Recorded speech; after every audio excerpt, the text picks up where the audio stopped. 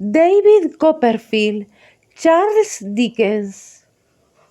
Los días transcurrían casi como antiguamente, con la diferencia para mí muy grande de que raras veces Emilia paseaba conmigo por la playa. Tenía lecciones que aprender, labores que terminar, y por añadidura estaba ausente de la casa la mayor parte del día.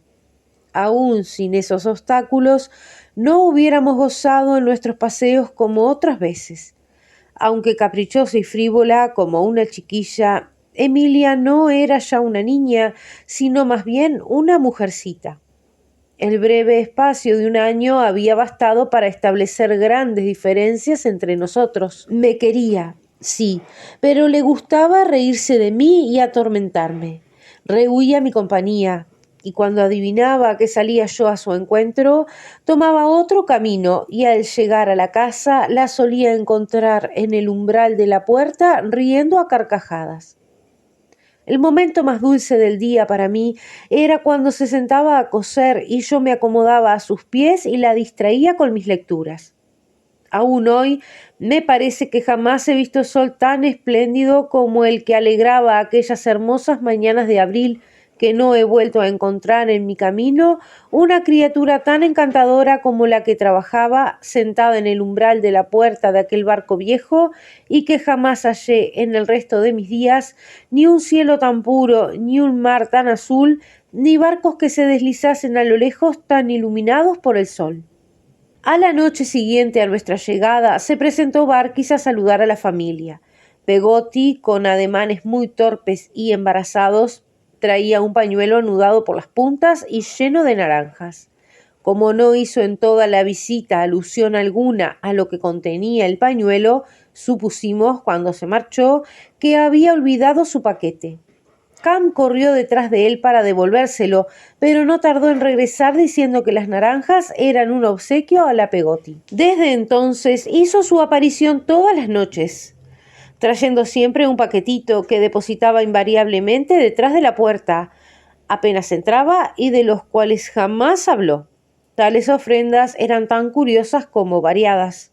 Recuerdo, entre otras, de un enorme acerico, de una arroba de manzanas, de un par de pendientes de azabache, de una buena provisión de cebollas, de una caja de dominó, de un canario con su jaula y hasta de un jamón ahumado. Barkis la enamoraba de un modo original, sin hablar apenas. Permanecía sentado cerca de la lumbre, inmóvil durante horas enteras, en la misma actitud que en el pescante de su carruaje, mirando con fijeza a la Peggotty que trabajaba enfrente de él. Una noche, arrastrado, según creo, por el amor, se apoderó del cabo de vela que ella empleaba para encerar el hilo y lo guardó como una reliquia en el bolsillo de su chaleco. Desde aquel momento cifraba su mayor alegría en sacar el pedazo de cera, cada vez que le hacía falta a la Peggotty, y aunque medio derretido y generalmente pegajoso de resultas de su larga permanencia en el fondo de su bolsillo, volvía a apoderarse cuidadosamente de él cuando la Peggotty no lo necesitaba ya. Estas nonadas bastaban para su felicidad y no se creía obligado a hablar. Cuando por casualidad salía a pasear a solas con la Peggotty por la playa, no se esforzaba mucho tampoco en sostener la conversación. Se limitaba a preguntarle de tanto en tanto por el estado de su salud, y recuerdo que muchas veces, cuando se marchaba, la Peggotty se tapaba la cara con el delantal y se reía de él por espacio de media hora. Pronto estas particularidades constituyeron nuestra diversión, y unos más, otros menos, todos nos burlábamos de Barkis, con la única excepción de la señora Gummidge, a quien su marido había hecho probablemente el amor en su tiempo de la misma manera, pues las visitas de Barkis le traían siempre a la memoria el recuerdo del viejo. Se acercaba ya el último día de mi permanencia en Yarmouth, cuando se habló de una gira que proyectaba la Peggotty y Barkis, y a la que debíamos acompañarles Emilia y yo. Apenas dormí la noche precedente con la ilusión de pasar un día entero con mi amiguita. Muy temprano estábamos ya todos en pie y aún no habíamos terminado nuestro desayuno cuando apareció allá a lo lejos Barkis guiando el carricoche que debía transportar al objeto de sus amores. La Peggotty vestía de luto, como de ordinario, pero Barkis iba elegantísimo. Estrenaba un traje azul con botones de metal de grandes dimensiones. El sastre le había hecho tan cumplida la casaca que las bocamangas hacían inútiles los guantes, aún en tiempo muy frío, y era tan alto el cuello que le levantaba los cabellos por detrás y les hacía mantenerse tiesos. Un pantalón gris y un chaleco amarillo completaban el atavío de Barkis, a quien en aquel momento admiré como el prototipo de la elegancia. Cuando salimos de la casa vi a Daniel Peggotty con un zapato viejo en la mano, en disposición de arrojarlo a nuestro paso para traer la felicidad sobre nosotros. «Este honor te corresponde a ti, mi buena Goodmish», dijo Daniel Peggotty, pretendiendo que su protegida fuese la que lanzase el zapato. «No, es preferible que lo haga cualquiera otra persona, Daniel», replicó la señora. «Yo soy una pobre vieja inútil por completo, y todo lo que me recuerda que hay personas que no son inútiles ni están solas como yo en el mundo, me contraría mucho». «Vamos, amiga mía», insistió Daniel, «toma el zapato y tíralo». «No», insistió la señora. «Si yo sintiese las cosas con menos intensidad, no tendría inconveniente en acceder a tus deseos. Tú no estás en mi caso, Daniel, no tienes contrariedades y todo el mundo te quiere. Es preferible que seas tú el que les des la buena suerte». La Peggotty, que había abrazado a todos sus parientes con cierto azoramiento, cortó la discusión gritando desde el coche, en el que ya nos habíamos instalado los cuatro, que debía ser la señora Goodmish la que lanzara el zapato. Al fin se decidió esta, pero no tengo más remedio que declarar que aguó ligeramente la alegría de nuestra partida, porque no bien arrojó el zapato, se dejó caer en los brazos de Cam deshecha en lágrimas, gritando que estaba convencida de que era un engorro y una carga para todos, y que era preferible que la llevasen enseguida a un hospicio. Me pareció tan razonable esta petición que hubiera abrazado a Cam si le hubiese prestado este pequeño servicio. Y henos ya en marcha para nuestra alegre excursión. Poco camino llevábamos recorrido cuando Barkis detuvo el carricoche a la puerta de una iglesia. Ató el caballo a los hierros de la verja y, dejándonos a Emilia y a mí en el carruaje, entró en aquella con la Peggotty. Aproveché la ocasión para rodear con mi brazo el talle de la niña y para proponerle, puesto que tan pronto íbamos a separarnos, que adoptásemos el partido de ser muy cariñosos el uno para el otro, manera de ser muy felices durante aquel día. Consintió en ello mi amiguita y hasta me permitió que la abrazase. Alentado por este favor, me atreví a decirle, aún hoy lo recuerdo, que jamás amaría a otra mujer y que estaba resuelto a derramar la sangre de quien pretendiese aspirar a su mano. Esta cosa hizo reír mucho a Emilita, pero adoptando repentinamente aires de persona mayor, exclamó mi encantadora hada: «Eres un chiquillo». Y otra vez comenzó a reír con tan ruidosa alegría que hasta olvidé el disgusto que me había ocasionado el oírme aplicar un calificativo tan desdeñoso para rendirme por completo al placer de verla. Barkis y la Peggotty permanecieron mucho tiempo en la iglesia, pero cuando al fin salieron, reanudamos alegremente nuestro camino hacia las afueras. Una vez en marcha, Barkis se volvió hacia mí y me dijo con una malicia de la que no le hubiera creído capaz: «¿Recuerdas cuál fue el nombre que escribí en el carcoche?» «Clara Peggotty», respondí. «¿Qué nombre crees tú que debería escribir yo ahora si tuviese un lápiz?»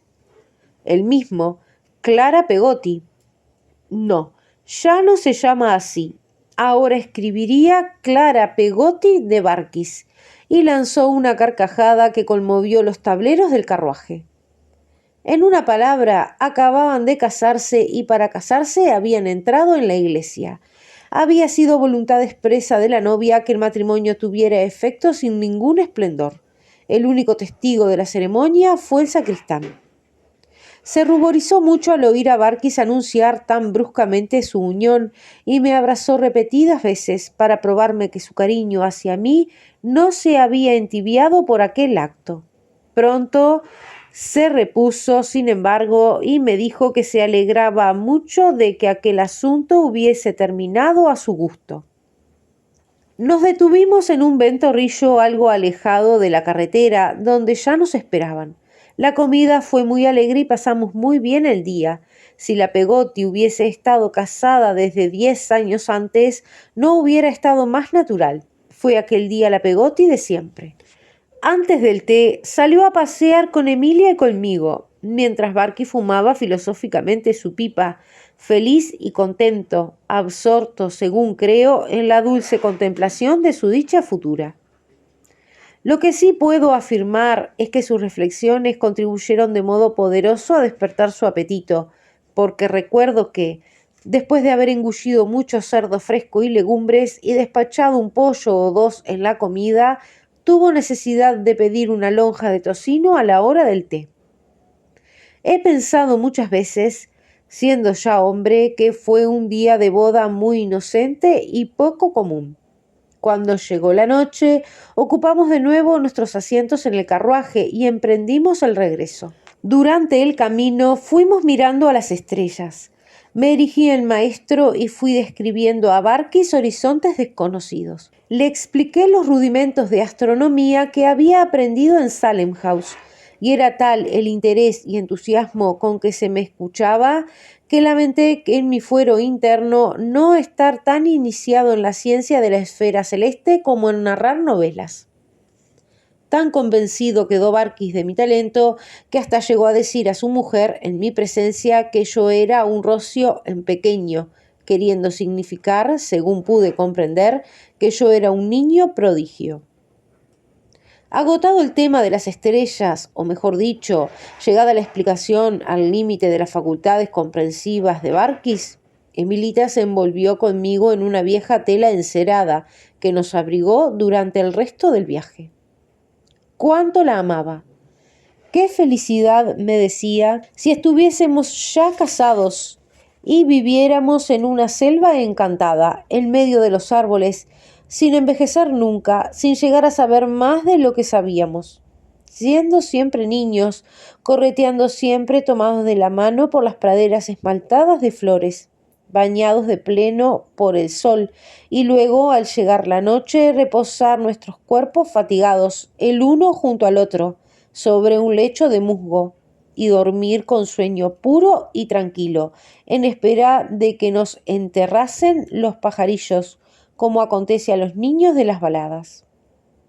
Este cuadro fantástico, muy distinto del mundo real, realzado por el esplendor de nuestra inocencia y tan vago como las estrellas que se desplazaban sobre nuestras cabezas, giró por mi cerebro durante todo el camino. Me congratula pensar que la Peggotty tuvo por acompañantes el día de su matrimonio a dos corazones tan puros como el de Milita y el mío. Los amores y las gracias, cortejo indispensable y clásico del dios Himeneo, no lo hubieran hecho mejor. Llegamos con toda felicidad a la puerta del barco. Allí se despidieron de nosotros los novios, quienes tomaron el camino de su casa. Por primera vez comprendí entonces que había perdido a la Peggotty, y el descubrimiento me hubiera oprimido aquella noche el corazón de haber estado bajo un techo distinto del que cobijaba a Emilita. Daniel Peggotty y Cam, adivinando mis secretos pensamientos, procuraron disipar mi pena extremando su cariñosa hospitalidad. En cuanto a Emilia, no queriendo ser menos y deseando darme también una prueba de su afecto, vino a sentarse a mi lado en la misma caja que en otros tiempos nos sirviera de asiento común. Fue la única vez que lo hizo durante mi segunda estancia, poniendo así digno remate a aquel admirable día. Aprovechando la marea de aquella noche, a poco de habernos acostado nosotros, Daniel y Cam salieron a pescar. Me llenó de orgullo la idea de que me quedaba en aquella casa aislada protegiendo a la vieja Goodmish y a Emilita, y hubiese deseado que un león, una serpiente o cualquier otro animal feroz nos atacase, para tener el honor de aniquilarlo, cubriéndome así de gloria. Pero, como ningún animal de aquella especie tuvo a bien presentarse aquella noche en la playa de Yarmouth, hube de contentarme con reñir en sueños con horribles dragones.